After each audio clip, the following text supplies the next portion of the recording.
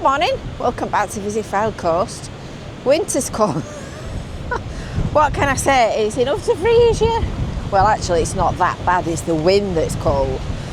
It's Monday morning and it's beach clean day, so I'm going to have a little ramble around the beach and see what the after effects of Storm Amy are. I look like I've escaped, but frankly I don't care. So I'm going to swing it round and then you can have a look and see what's to do. Looks like there's quite a bit of rubbish washed up and a lot of sand as well. So if you're new in these parts, make sure that you subscribe, make sure that you've hit the bell for notifications, and don't forget to sign up for your Visit Fylde Coast email newsletter. Right, let's have a look, shall we?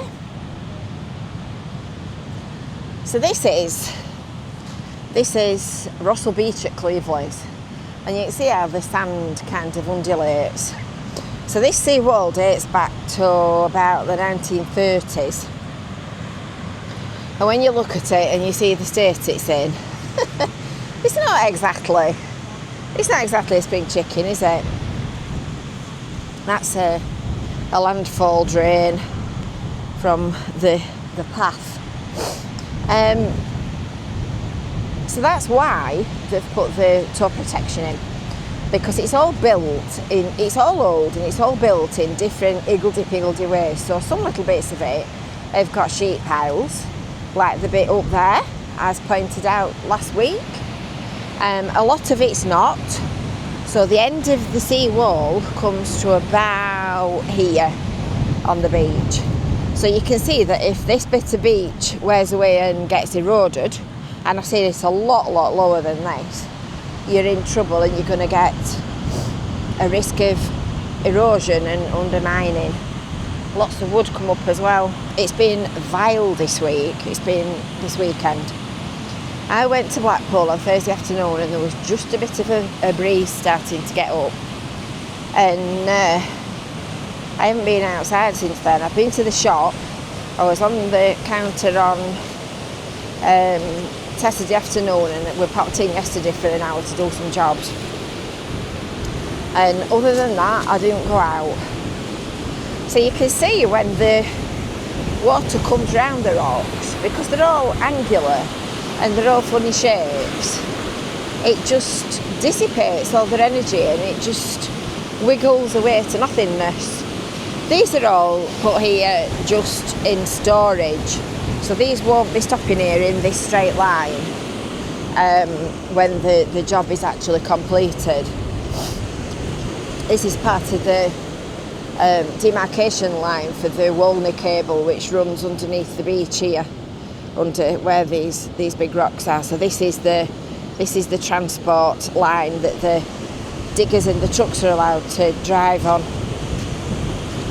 This foam is one of the miracles of Cleveland. It's sea foam and it's created by decaying algae in the water. That is it's like a, what do you call it?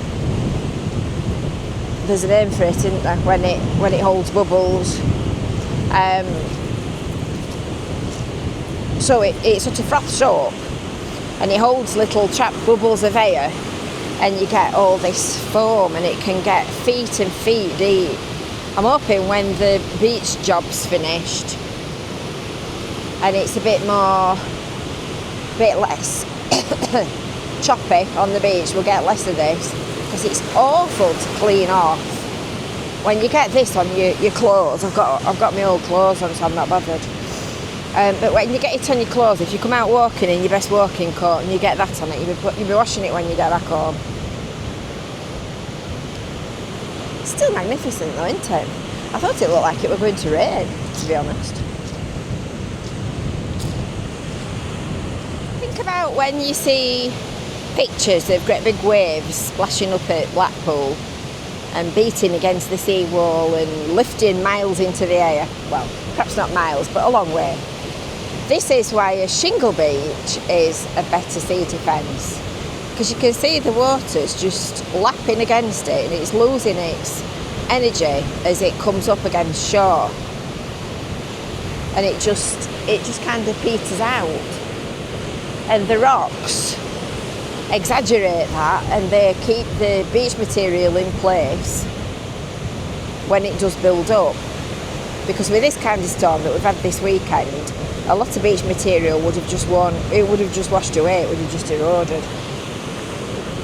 It's quite effective, isn't it? That's why I wanted to come down and have a look and see what's occurring. I'm amazed we've managed to do a beach clean this morning. There were 39 had turned up, and then another troop of people came along. There's not actually that much litter. Because we've been beach cleaning for such a long time and do it so regularly, it's picked up a lot of what's in the local marine environment, which is a good thing. There you go, look. So that's not got any rocks to fight against, and it just peters out against the beach.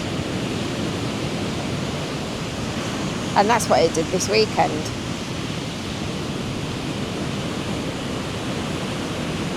It's lovely to watch, isn't it? And look how it's built up. So all you naysayers that think it's eroding, well, if that's eroding, I'm a Dutchman.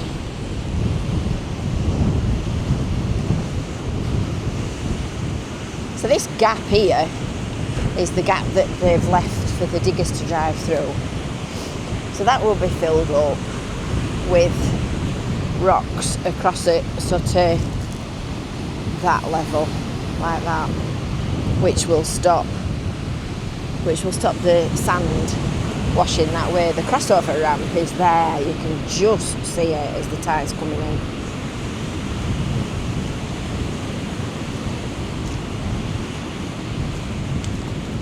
It's clever, isn't it?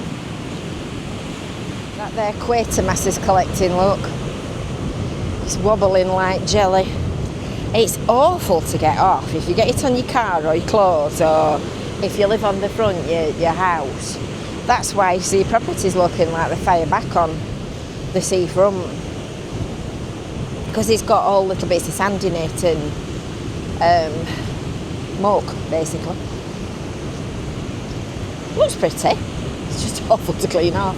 So these poles, the ground marker poles that they put in, at high tide on Saturday, the water was just going straight over the top of them, and they just kind of disappeared. And then after all that, you still get plants living. Amazing how they're so well adapted. A bit of sunshine and some water, and this little scratchy thing here, it'll be coming back to life. Look at my shoes. So this is the bit above the rocks that doesn't normally get covered at high tide. It all looks mucky because the foam's been up. Can I just say, if you're bringing a dog on the beach, please pick your muck up. Just because it's cold and wet and horrible doesn't mean you can just walk off and leave it. So after previous storms, oh, look at these little birdies, aren't they lovely? After previous storms, you'd have ended up with all this sand near to the wall, just getting washed away. Isn't they pretty? They're turnstones, I think. And notice that they're all facing into the direction of the wind, so that they've not got wind blowing underneath the feathers to keep them warm. And they're bonny. Poor little things. Imagine living out here all the time.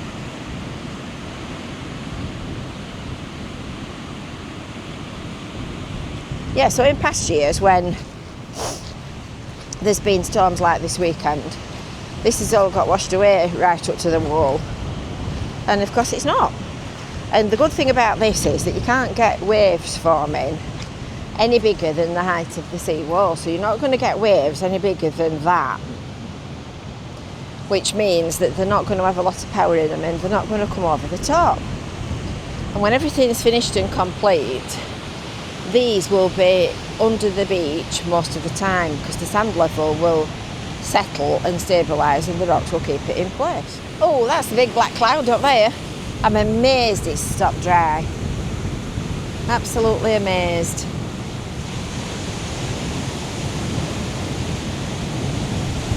And apparently by Wednesday it's supposed to be going to be nice.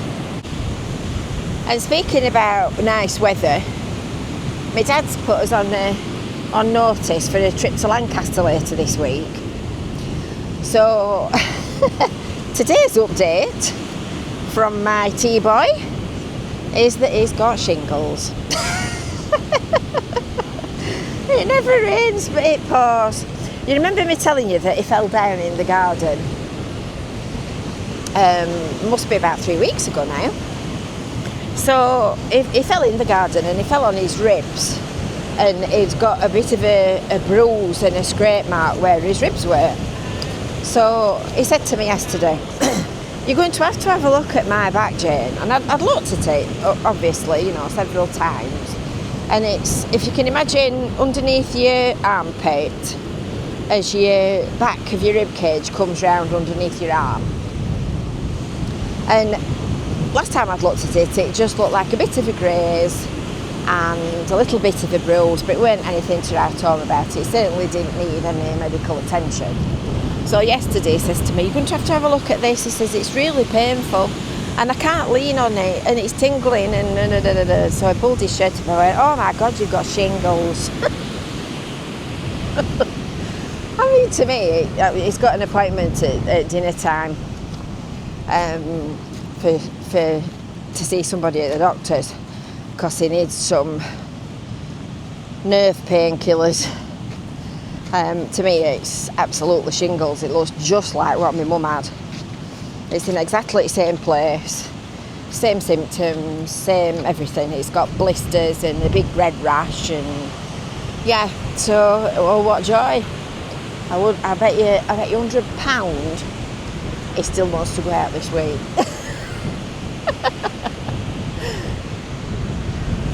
Anyway, it's a day off. Something nice to do. So from a cool, very windy and very, very busy and very well looked after Russell Beach, we shall bid you a good day. And until next time, we'll see you later. Bye for now.